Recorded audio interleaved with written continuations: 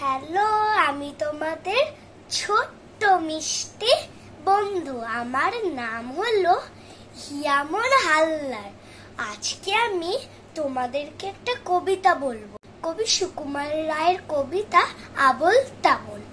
আয়রে ভোলা খেয়াল খোলা স্বপন দোলা নাচিয়ে, আয়রে পাগল আবোল তাবোল মত্ত মাদল বাজিয়ায়। আয় যেখানে ক্যাপার গানে নাইকো মানে নাইকো সুর, আয়রে যে তাই উধাও হাওয়ায় মন ভেসে যায় কোন সুদূর।